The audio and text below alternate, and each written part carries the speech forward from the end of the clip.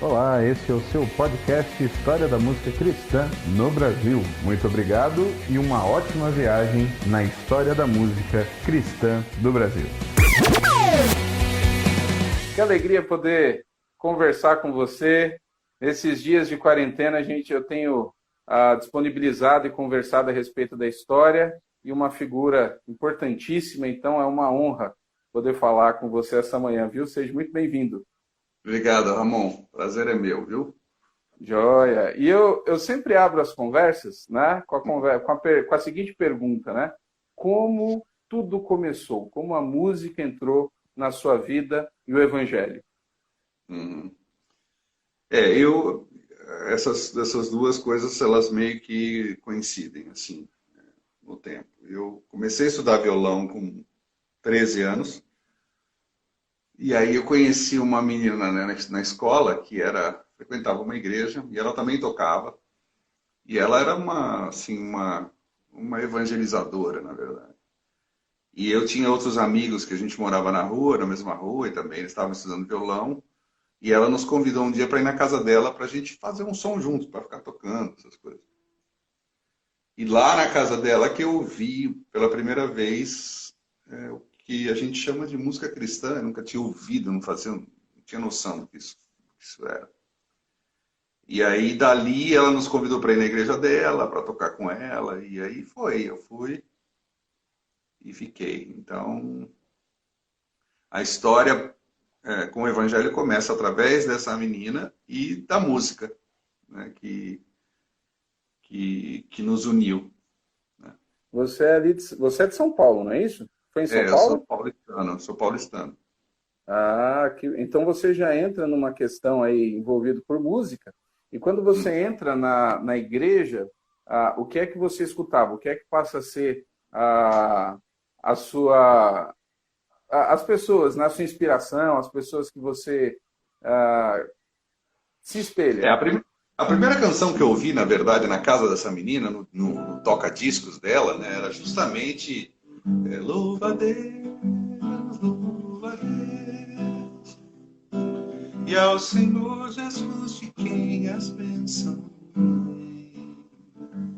Se o coração abre, águas vivas do interior irão fluir. Que foi o louvor de vencedores, né? E depois ali, quando eu comecei a frequentar a igreja e comecei a me envolver com os grupos e tal, pouco tempo depois chegou de vento em popa, o sol por cima, embaixo o mar. E eu ouvi de vento em popa, enfim, primeiro ouvi louvor, depois ouvi vento em popa, e isso abriu, né, uma janela, um horizonte incrível para mim. Foi assim, quer dizer, as minhas influências foram na música cristã, o trabalho de vencedores, indubitavelmente. Sim, inclusive você vai ter uma história fantástica, né, com vencedores. E dentro Uhum. do ambiente, qual que era a igreja que você começou a congregar?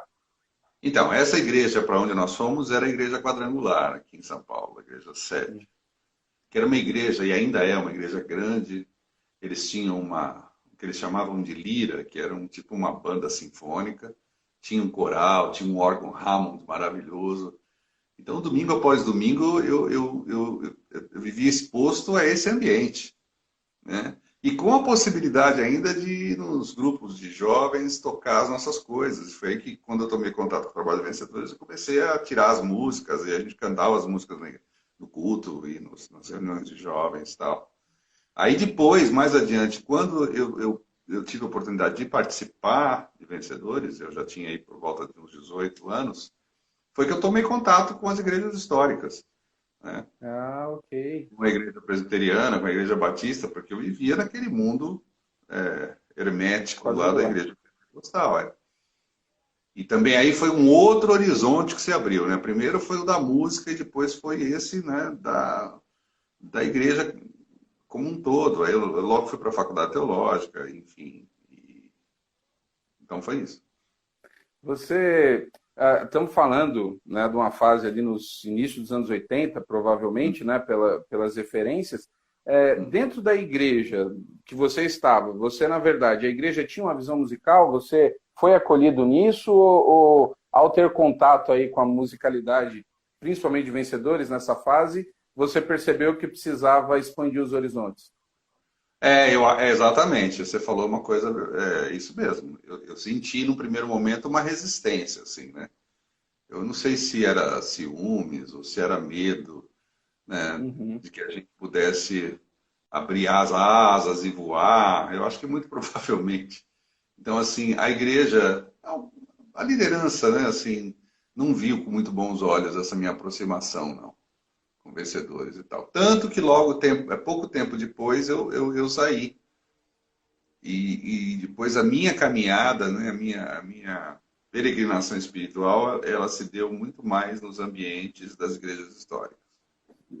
A sua história com a composição, ela começa antes de Vencedores? Você já escrevia ou foi depois? Começa antes. Logo que eu entrei na igreja e tal, eu comecei, obviamente, colocando melodia nos salmos, aquilo, né? Assim, um garoto, adolescente, a gente não tinha muito repertório literário para escrever letra. Então, a gente ficava no texto bíblico. O que eu acho Uhum. saudável, né? Pelo menos a gente não falava Claro. bobagem, né? Enfim. Mas eu me lembro que uma canção que depois Vencedores veio a gravar, anos depois, era uma canção que eu fiz nessa época, que era aquela. Ele se humilhou, sendo obediente até a morte, e morte de cruz. Sim, Cristo Jesus se humilhou. Deus o exaltou, dando-lhe um nome soberano. E ao nome de Jesus se curvarão todos os povos. No céu, no mar, na terra, em todo lugar. E assim vai. Essa canção, então, eu fiz na adolescência ainda, antes de conhecer o trabalho de Vencedores. Essa canção entrou no Louvor 5 ou 6, né? Foi num dos Cinco. dois. No Cinco. Louvor 5. Ah, E, ok. E como é que você teve contato? Como é que foi como é que a sua história começou com Vencedores? na igreja que eu frequentava, tinha um amigo, e que é um grande amigo até hoje, e ele era um comerciante, assim, uma pessoa muito de fácil relacionamentos, né? Tinha contato com um monte de gente. E ele conheceu o trabalho de Vencedores e como a gente ali na igreja, a gente convivia e ele conhecia meu trabalho com a música, ele falou, não, você precisa conhecer tal, pessoal. E aí ele arrumou um jeito de me colocar em contato com o pessoal de Vencedores na época. E aí eu fui para uma entrevista, eles estavam organizando uma equipe para viajar, aí eu fui para a entrevista e aí a partir da entrevista eu comecei o treinamento. E viajei, então, minha primeira viagem foi em janeiro de 1981. Mas antes disso, não, antes não. Foi isso mesmo, essa viagem foi em janeiro de 81. Eu fui para o sul, vamos para o Rio Grande do Sul. E na volta eu comecei a participar dos acampamentos, e enfim. E aí apareceram as gravações, na época conheci o Nelson Bomilcar, e ele me chamou então para gravar o Louvor 3. Eu fiz duas participações no disco, eu toquei violão em duas músicas, foi a minha estreia, vamos dizer assim. É o Aí dos logo, Salmos, logo no né? ano, no Salmos, é. Aí logo no ano seguinte, ele começou a organizar o Grupo Semente e ele me chamou para participar do grupo. Ah, o E, Grupo Semente foi paralelo, então. Você estava e começando em Vencedores. nossa, eu tinha 19 anos, né, quando ele me chamou para participar do grupo. Aí o grupo tinha Uau. Pimenta, Gerson Ortega, Bomilcar e mais uma galera, e eu costumo dizer que eu me sentia assim, sabe quando o jogador é convocado para uma seleção? E aí Aham. o pessoal pergunta assim, bom, tá, você vai jogar em que posição? Eu falo, cara, eu quero estar no time, se eu vou jogar lá atrás, no meio, na frente, não me interessa, entendeu? Tanto que na época, assim, eu tocava violão, mas no grupo o Nelson tocava guitarra, a Pimenta tocava violão e não tinha contrabaixista. E eles falaram, você topa tocar contrabaixo? Eu falei, meu, eu toco qualquer coisa aqui. É assim que eu fui aprender a tocar contrabaixo, porque o contrabaixo não era meu instrumento, né? E aí fui Uau. estudar, enfim. É uma história muito legal para mim, assim, foi muito bom. Nessa fase de 81, o Jaime já não estava mais, ou ele ainda estava? Não, não, ele Não, saiu no né? final da década de 70 já, né? Certo. Quem que era o diretor de Vencedores na época? O Osiander, na época o Osiander e também o Ivailton, né? Certo. Eles estavam tocando o trabalho. O Zé Ronaldo também, né? O Guilherme, quando eu cheguei também, ele já estava indo para o Morumbi, né? Para a Igreja Batista do Morumbi. Então já também não era mais. E logo depois chegou o Assir, que ficou por muito tempo, né? O Uhum. Leoto, enfim, essa turma toda. O pessoal foi chegando mais ou menos nessa época em que que eu tava participando das equipes. E depois, no final da década de 80, 87, meados de 88, eu também participei como missionário, mas por pouco tempo, que depois eu tive a oportunidade de ir para Londres e tal, e aí eu me desliguei da organização como missionário, né? Uhum. Mas a gente sempre participou de uma maneira ou de outra nos discos, né? Ou cantando, ou tocando, ou então com as músicas, enfim. Uma das motivações de estar proporcionando essas conversas é Hum, justamente, eu sou pastor de igreja local, tem a turma aqui da música, e muita gente que não tem contato com a história, né? Muita gente se convertendo aí no decorrer dos anos. sim. E eu queria que você contasse aí como foi, o que era o Grupo Semente na época, e obviamente você teve uma vivência com o Sérgio Pimenta. Sim. Então, como é que foi esse processo? Então, o Grupo Semente é isso. Eram pessoas que já tinham uma certa experiência, né, musical, enfim, e já tinham participado de várias equipes. E aí eles quiseram criar um grupo fixo, um grupo que não se desfizesse como as equipes, como era característico das equipes. E então o grupo foi formado em 1982 e o grupo durou até 1987 com a morte do Sérgio, né? Então a gente gravou 3 discos, o Plantando a Semente, Fruto da Semente e o Criação. Escola, Aí. né? Assim, foi uma universidade, na verdade. Eu tava em idade universitária, então assim, claro, a gente estudou outras coisas, mas essa vivência com as equipes, com as viagens, com os acampamentos, com as gravações, com tudo. E no caso do Semente também, mais intensa, mais constante, foi uma escola. Eu encaro assim, eu fiz um curso. E E foi que um curso, curso né? com os bambas. Eu era o mais novo lá ali, né? Eu era um garoto. Então, assim, foi inesquecível para mim. E E determinou dessa, tudo que eu vinha fazer depois, né? Tudo que eu tenho produzido nesses 40 anos quase, eu devo, obviamente, a essa formação, que foi fundamental. e dessa época, assim, algumas canções do Semente que foram parar em outros discos, O Semente quais? tem uns, eu acho, tem aquela canção do Plantando a Semente, tem o Nem um momento só Hum, deixo o seu olhar, nem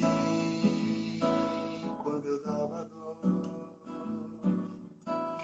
negou-me o seu amar,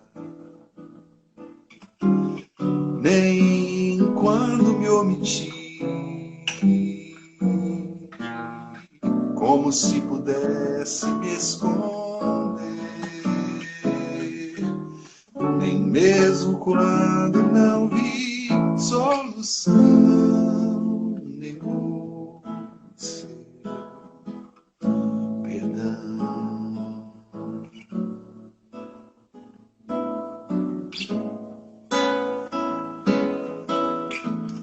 Essa música é lindíssima, né? Aí tem no Fruto da muito. Semente, tem o primeiro solo que eu fiz, na verdade, em estúdio, foi num disco do Semente. E o Nelson me incumbiu de gravar uma canção do Pimenta, canção dificílima, mas eu lembro que eu acho que eu gastei umas 2 horas para gravar um solo de 3 minutos, né? Qual que era? Um batismo de fogo, né? Que é justamente o toda valentia irá se acabar um dia e todo que zombou verá que não é fantasia. Aí o final. Ah, não é. As discussões dos reis não mudam a história. E o fim do tempo chegará sangrando a memória. Quem tem em suas mãos os corações inertes buscará confirmação da semente. Da semente. Coisa linda. E aí do Criação tem aquela canção que era uma letra do Caio, né, com a melodia do Pimenta. Eu também fiz o solo. Como é que é? Eu preciso viver minha vida, medir os meus passos, estender os meus braços às pessoas sofridas. Não lembro agora. Esqueci. Enfim. Entendemos. Você entende, né? Entendo. Coisa maravilhosa, riqueza, né? Tanto da questão instrumental, as letras. Como é que era o cenário fora do... Como é que era o cenário que você via nas igrejas? Como é que era essa época de música? Isso era bem aceito? Não era? Vocês tinham muita resistência? Como é que era para você, jovem, estar dentro desse movimento? Isso é bem aceito hoje? Verdade. Eu acho que nesse sentido a gente sempre andou na contramão, né? Porque a gente fazia uma música brasileira, respeitando a diversidade cultural do nosso país. Dia desses, conversando com o João, o Alexandre, a gente estava falando sobre isso, né? São mais de 360 íntimos catalogados nesse país. Em outro país do mundo tem essa riqueza, eu acho.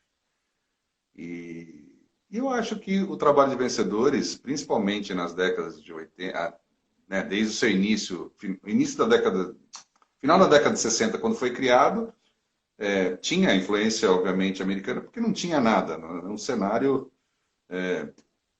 de terra arrasada, vamos dizer assim. Depois, quando os compositores foram chegando, meados da década de 70, aí no final da década de 70, Vento em Popa, Tanto Amor, o auge, eu acho, desse momento, dessa brasilidade, o Vencedores sempre caminhou nessa direção. O trabalho de Semente foi uma continuidade, e o que eu e outras pessoas têm tentado fazer nesses anos é manter a chama essa acesa. Manter acesa essa chama, né? Tem uma música aí. De fazer jus a essa brasilidade, porque é o que nós somos, né? E é desnecessário dizer que nos últimos anos isso se perdeu, por uma série de razões, mas eu acho que nós precisamos resgatar e precisamos deixar isso como um legado para as novas gerações, entendeu? Nós não podemos nos perder na nossa falta de identidade. Nós precisamos ter a nossa identidade. A nossa identidade, como artistas cristãos, é uma identidade brasileira. Isso. Você comentou algo agora, né? Você perguntou se isso é bem aceito hoje ou não, e aí eu fiquei até... Porque, pelo menos ali no início dos anos 80, você tinha acho que metade da década de 70 até o início dos anos 80, a MPB, vamos usar assim, secularmente É, falando, ela era muito forte. Então a sim, sociedade, e aí a igreja lutava contra, entre aspas, por entender que era o mundo entrando na igreja, né? isso. Depois a MPB, ela perdeu essa força secularmente, e dentro da igreja também a igreja também não abraçou tanto nesse caso, né? Não, e As também tem o problema do históricas rock, talvez né? mais. Você tem o problema do rock, porque a igreja também tinha muito problema com o rock, né? Nessa mesma época. O rock era uma Uhum. coisa, o rock era do diabo, aquelas coisas todas. E então havia muita resistência, né? Então, eu acho que a resistência da igreja nesse sentido sempre foi a cultura em geral, né? Talvez por medo, né, de que isso pudesse influenciar os jovens negativamente, e tudo. O que na verdade se mostrou uma coisa inócua, né? Porque não é isso que vai influenciar negativo ou positivo. Há outras coisas, né, Sim. que são, que são mais nocivas, vamos dizer assim. Né? A começar muitas vezes pela postura da própria igreja. Mas, enfim. Então, assim, mas eu entendo o que você falou e concordo. Havia uma resistência à MPB, havia uma resistência ao rock. Depois o rock chegou com força total. Mas hoje eu não sei mais, né, As coisas estão meio diferentes, assim, o que está é em uma voga, época. né? Então, o que, que hoje é é o padrão? Né? Então, desse tempo, tem um pessoal que vai entrando e eles estão fazendo algumas perguntas. Eu sempre digo, pessoal, eu não faço tantas perguntas, porque eu tento seguir a história para que o convidado Ótimo. fale, né? É, Inclusive, ele já falou aqui sobre as influências, lá no final, dá uma revisão. Mas no grupo Semente, hum, eu não sei se foi gravado primeiro no Semente ou não, mas um clássico seu, que é o Teus Altares, ele é dessa é, época, não é? é. O Teus Altares foi gravado, então, pela primeira vez no disco Criação, em 1987. Mas nessa mesma época, o grupo Mensagem estava gravando o primeiro disco deles. E eles Com também Carlos gravaram. Eles Cider. gravaram Teus Altares e Bendize, que já havia sido gravado. Bendize, não, acho que foram os primeiros a gravar. E eles gravaram o Teus Altares junto no mesmo disco. E coincidiu de ser na mesma época o Criação e o disco Mensagem. Então, a primeira gravação do Teus Altares é do Criação. Você comentou aí, né? Hoje, qualquer pessoa que começa, a gente está na internet e aí todo mundo divulga o seu trabalho, mas as pessoas rapidamente já têm uma assessoria, já tem isso, aquilo, a preocupação, vou usar na expressão carreira. E vocês trocavam as músicas, não tinham aquela questão quem gravava primeiro ou não? Como é que era a visão nesse aspecto de gravação de vocês nessa época? Olha, eu acho que assim, a maioria dos da minha geração, as pessoas podem ver isso até com certo desleixo, mas não é, eu acho que não é. É uma coisa mais romântica mesmo, sabe? Eu acho que a gente viveu é, esse tempo que foi especial. E então a gente fazia as coisas por amor, né? Claro, a gente é humano, então sempre havia também, né, assim, um certo ciúme, aquelas coisas que são comuns aos humanos, mas no sentido da produção e da disponibilização disso, não havia essa coisa, sabe? E eu vejo isso até hoje na minha vida em particular, assim, eu tô chegando acho que nas 400 canções, e houve Olha, momentos em que alguém falava assim, nossa, essa música é muito boa, guarda isso aí, sabe? Não, né, não toca de assim. Aí eu pensava comigo, para quê mesmo? Né?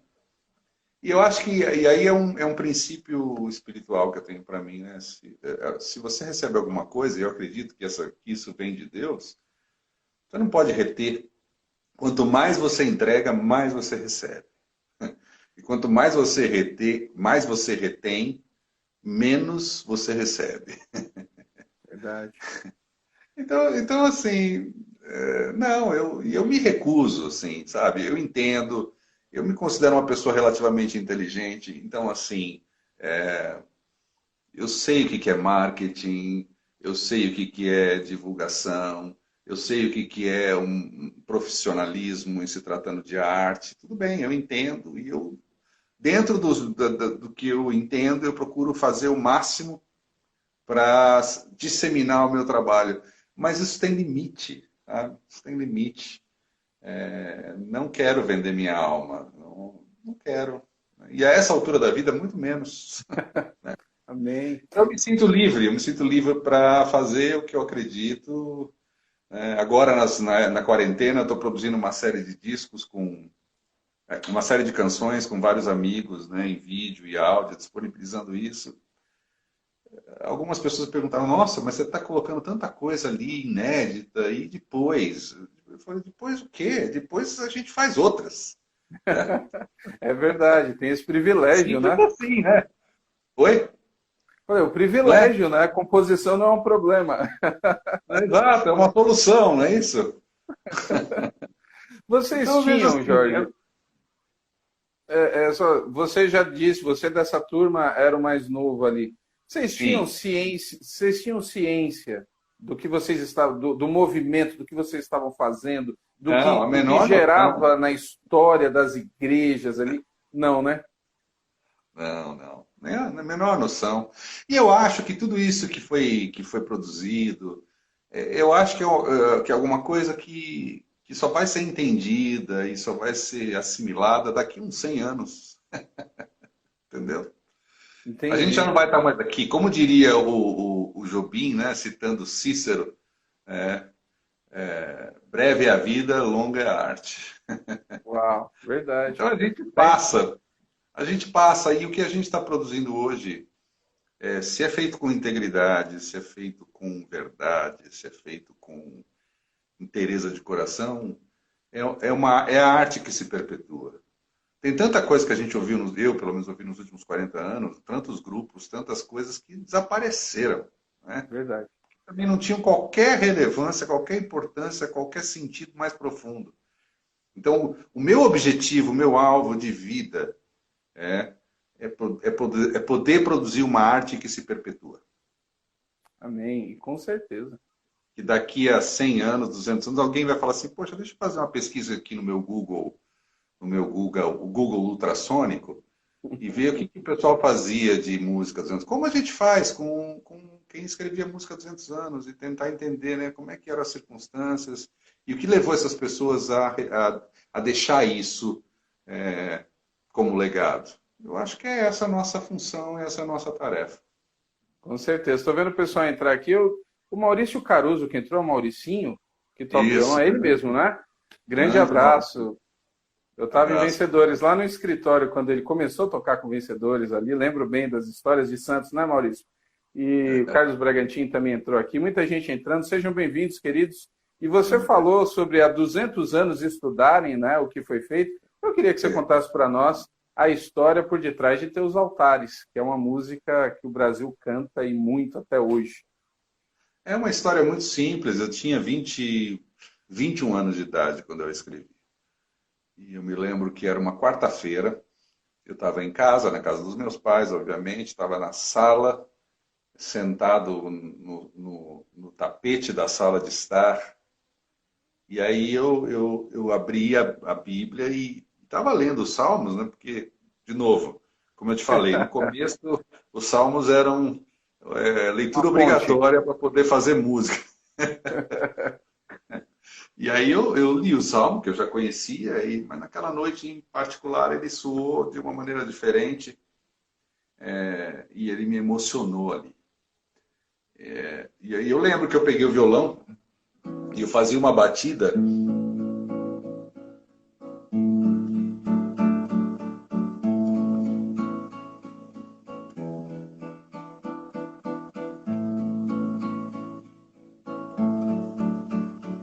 Sabe essa coisa de composição? Você fica testando as coisas. Aí você fala assim, isso aqui é legal. Essa sequência tá legal. E aí, me deparando com o texto, né, eu lembro que a coisa... Quão amáveis são os teus tabernáculos, Senhor dos exércitos.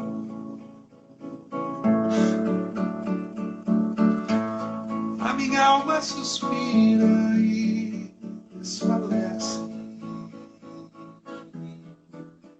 pelos teus atos.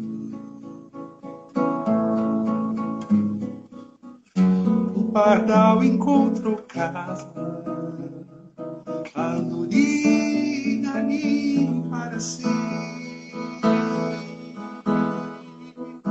Eu encontrei teus altares, Senhor, em mel e Deus meu.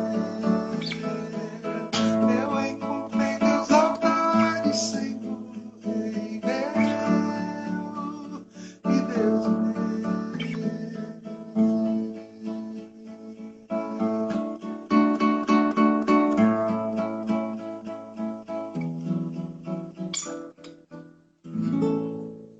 Aí foi indo, né?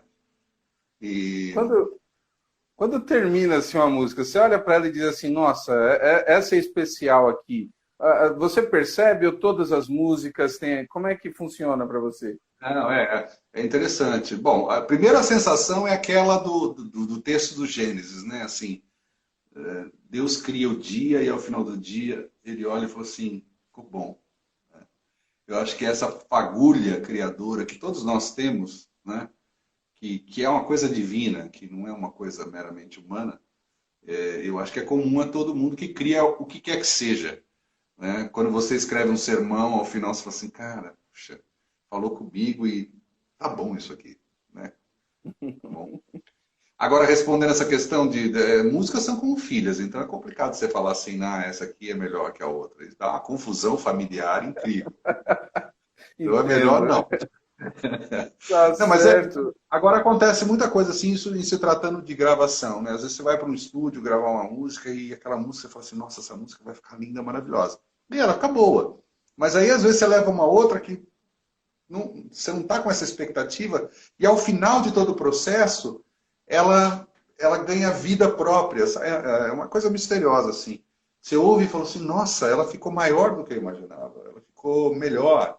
Entendeu? E não há uma explicação lógica, assim. É simplesmente, aos seus ouvidos, esteticamente, ela ganhou uma outra dimensão. Por isso que é muito difícil você falar assim, não, essa é melhor, é aquela. Depende de uma série de coisas, né? E também tem as mais significativas, né? Tem uma canção, por exemplo, que eu gosto muito, é uma das minhas favoritas, que está no álbum do Somos Um, que é o Quem Tem Todos os Nomes e ao mesmo tempo nome algum. Quem tudo põe limites e cujo limite é nenhum. Quem vai além da oposição entre o que tem e não tem fim, que sai em direção a tudo e permanece em seu jardim, acima de todo saber. De todo crer, toda razão, além de toda compreensão, de todo esforço sério, de toda investigação, eis que habita em nós, eis que habita em nós, mistério.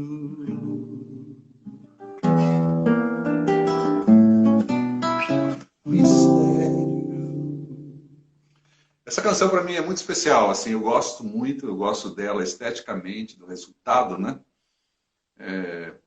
Mas também assim, existencialmente, ela foi escrita num momento de muito questionamento e eu acho que ela é meio que o meu testamento, assim, sabe?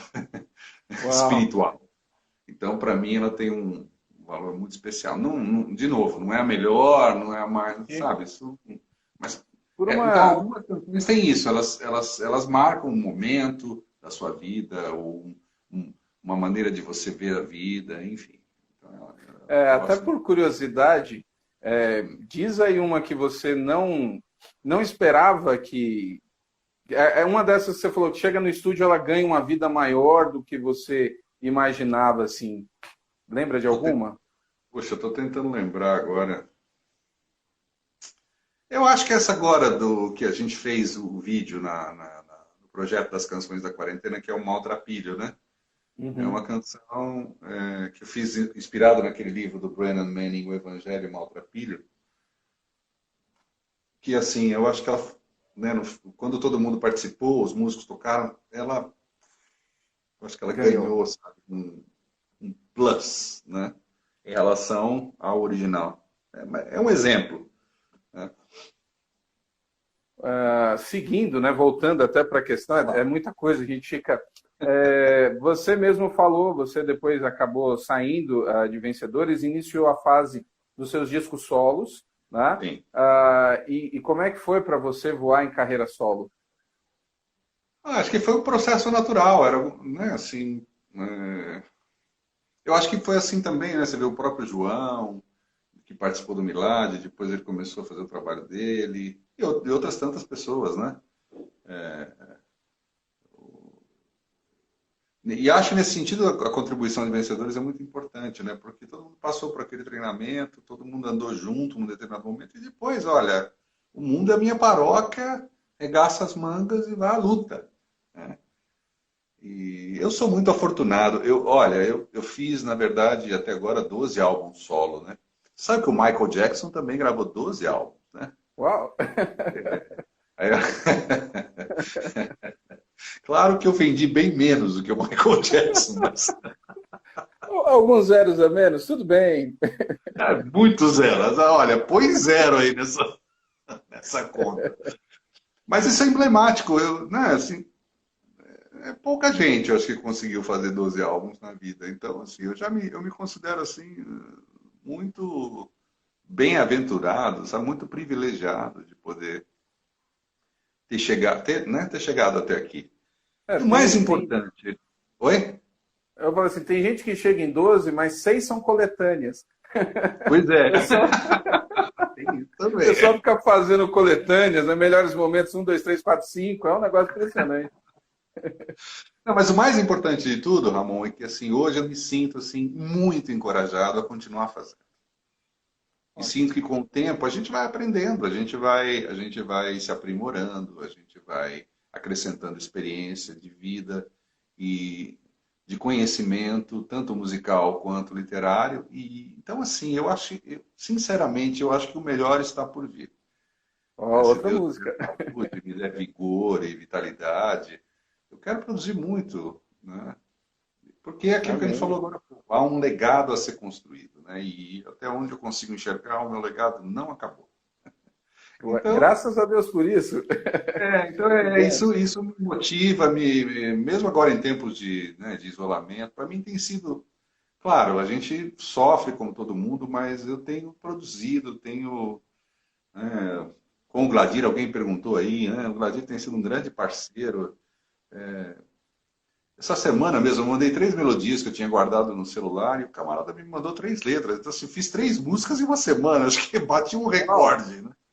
Então, assim, Imagina. isso é muito bom e, nos motiva a vida e nos motiva a produzir, porque é para isso que a gente existe também, né? A gente existe para construir, para fazer, né? Fazer as Muito coisas. bom. Inspirar Eu me também. sinto muito Já que encorajado. Eu falou. acho que no melhor momento da minha vida, eu diria, no melhor momento.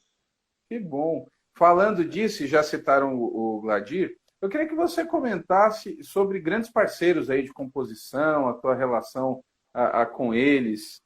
Puxa vida, eu tenho vários parceiros. Tenho o primeiro e um dos mais importantes é o Guilherme, nessa primeira fase, né, da minha trajetória como compositor. Fizemos, sei lá, acho que umas 40 músicas, essas canções litúrgicas que são as mais conhecidas e as mais difundidas.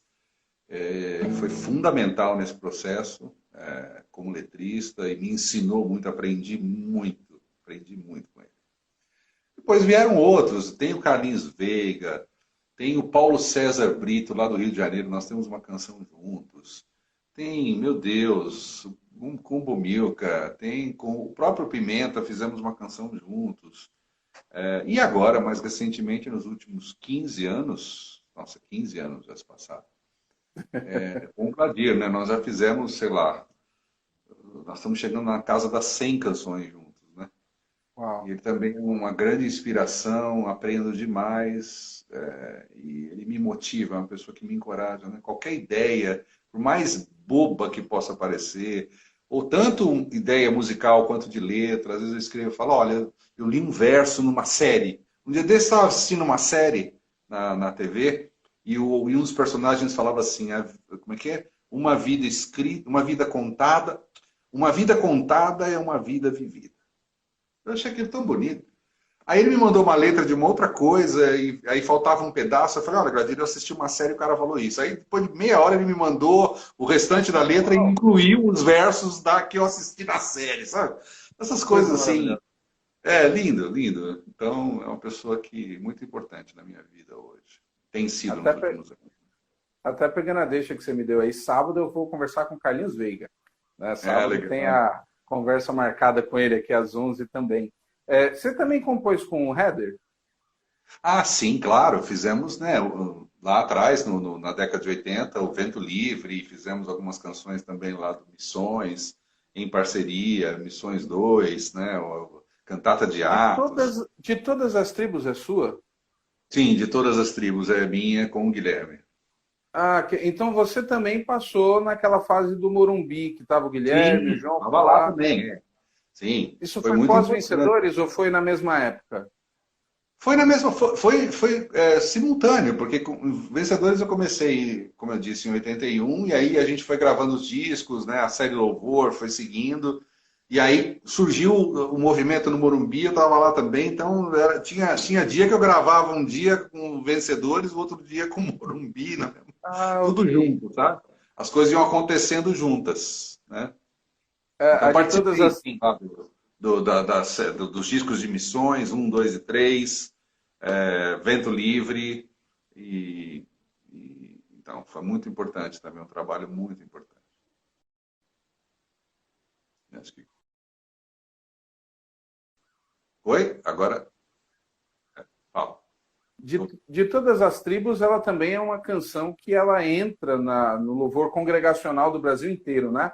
Quando vocês fizeram, Mano. você imaginava também? Você sentiu que ela seria Não? Não, a gente sentava para fazer, a gente não estava preocupado com o que ia acontecer, né? É que ali foi uma conjunção de coisas, né? Porque a gente fez. A primeira parceria que eu fiz com o Guilherme também é uma canção que entrou no Missões 1, que é o Rei da Glória, o Rei dos Reis, Senhor, Senhores, soberano Deus, é Jesus, é Jesus, é Jesus.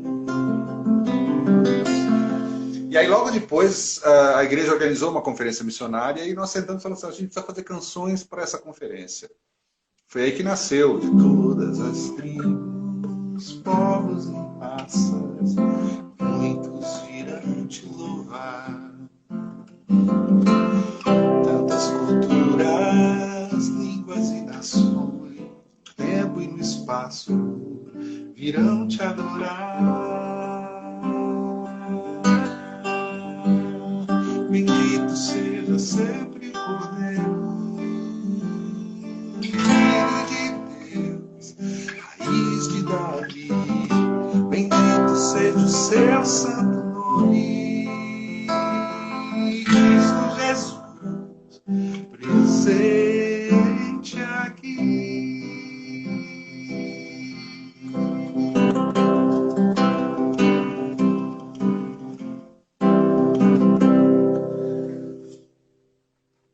E aí a gente gravou isso para a conferência, e aí na conferência tinha gente de muitos lugares, e aí as pessoas levaram o trabalho para suas respectivas igrejas, Brasil afora, e aquilo espalhou como fogo na palha. Lembrando a turma da nova geração, tem muitos aqui, inclusive, uma época sem internet, era um negócio completamente diferente. Sem celular, sem nada. Sem celular, né? As fitinhas, gravando fitinha, levando fitinha para cima e para baixo de mil.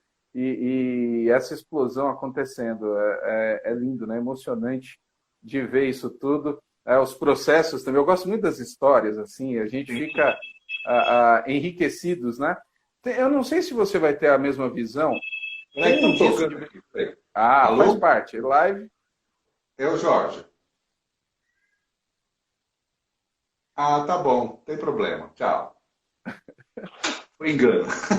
Sem problema nenhum, né? Nessa fase aqui em casa, desse jeito mesmo.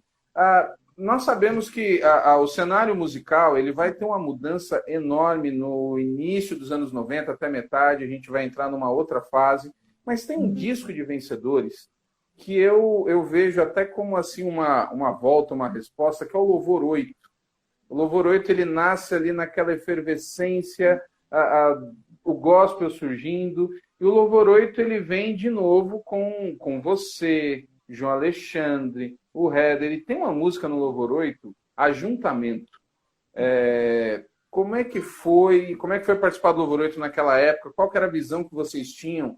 Se vocês entendiam que o cenário estava mudando, como é que foi essa época? Ali eu não estava acompanhando já de perto assim, o trabalho de vencedores. Como eu te disse, eu participei mais intensamente em meados da década de 80. Depois, quando eu saí do trabalho como missionário, fui viajar, quando eu voltei, a gente manteve contato, mas num outro nível, né? Assim, mais participando eventualmente. Eu lembro que o pessoal me chamou para gravar aquele disco de canções de casamento, tem uma canção minha ali que Canções eu de gosto, amor. canções de amor. Reunimos-nos neste lugar, vimos em família celebrar a fidelidade do Senhor, força pro michão do nosso amor, força pro michão do nosso amor.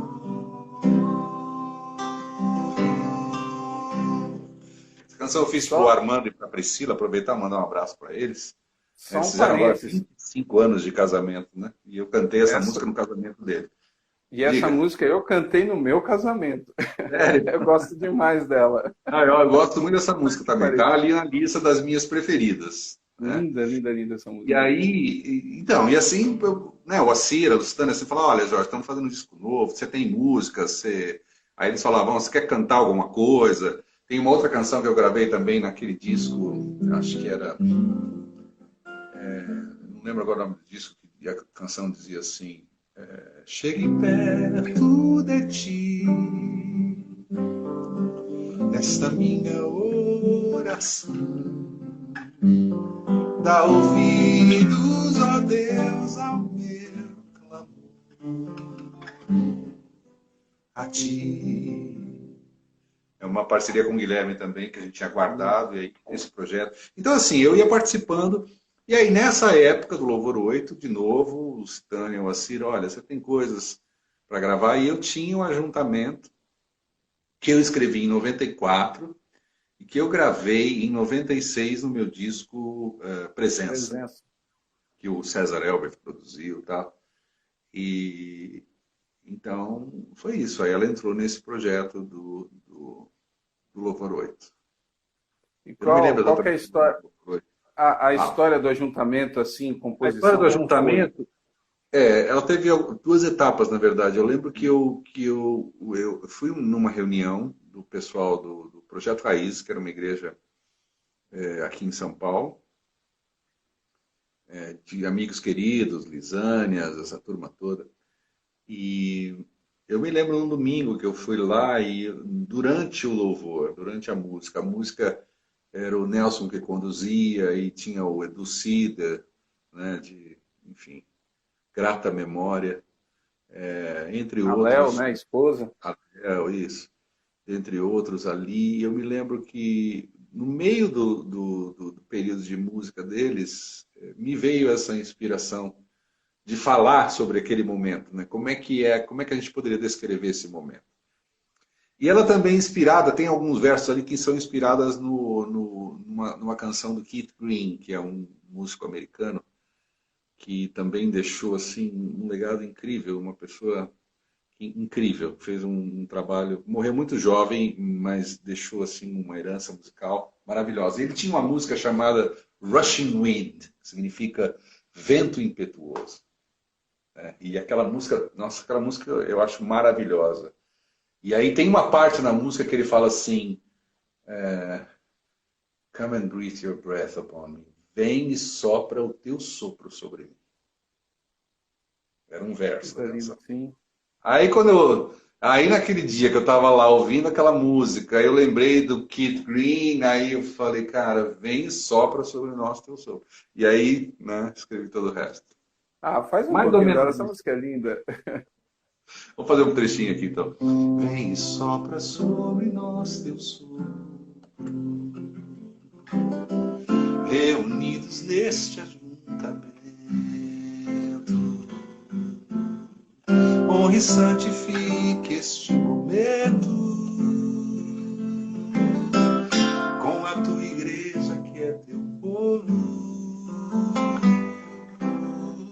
Tu és o Senhor de toda a glória,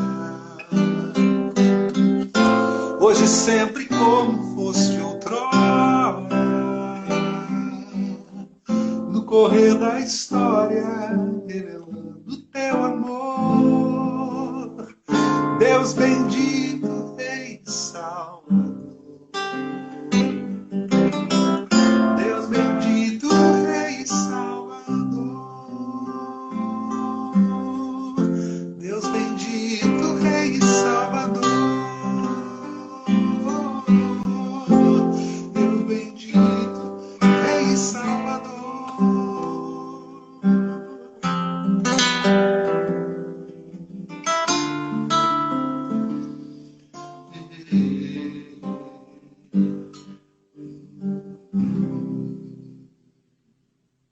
Ah, até é difícil falar depois disso. Essas músicas marcam a vida da gente, né? Isso é um negócio assim fantástico. Glória a Deus. E a gente fica muito feliz de poder estar participando disso. Eu fico muito feliz dessas conversas. Muita gente que está, inclusive, conhecendo, descobrindo. E Verdade. graças a Deus por isso. Entrou aqui agora, até mandou um alô. O Jadão, que era o baixista ali do Catos Barneia, da Renascer. Conversei com ele essa semana. E ele está participando aqui.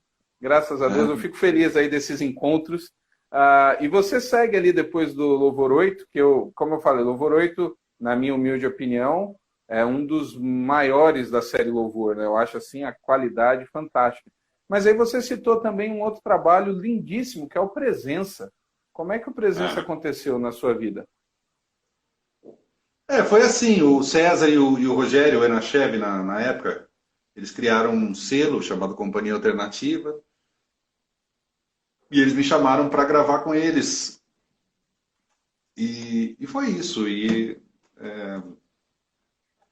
Uma experiência muito legal, acho um disco muito legal. O César fez um trabalho primoroso, chamou muitos músicos, o próprio Caruso, que está aí também na live, tocou guitarra. Enfim, o Silvio De Pieri, que eu vinha conhecer na época, eu não conhecia. Enfim, e foi uma experiência, a gravação foi uma experiência muito legal. E eu acho que, assim, pensando nesses 12 álbuns, é um disco que marcou época para mim também. Assim, foi um divisor de águas em muitos sentidos. E tem um repertório que até hoje, a maioria das canções, né, são canções comunitárias, são canções litúrgicas, as pessoas cantam na igreja, Amolece Meu Coração, Viva a Chama, próprio Ajuntamento, a própria canção Presença. Eu regravei também aquela canção do Asaf, O meu louvor é fruto do meu amor por ti, Jesus, de lábios que confessam o seu nome. Aí depois veio Intimidade. Alguém está falando aí, Intimidade para mim é melhor. O disco Intimidade também foi muito especial para mim, né? A produção do Bomilca com o Marquito Cavalcante, que, né, e fez um trabalho também primoroso, arranjos. Mas ele é um disco também assim muito intimista, né? São 16 canções, 8 são com banda e 8 só violão e voz. Então, assim, é muito legal você olhar para trás e ver e pensar na história de cada um deles, um momento de vida e também um momento artístico, né?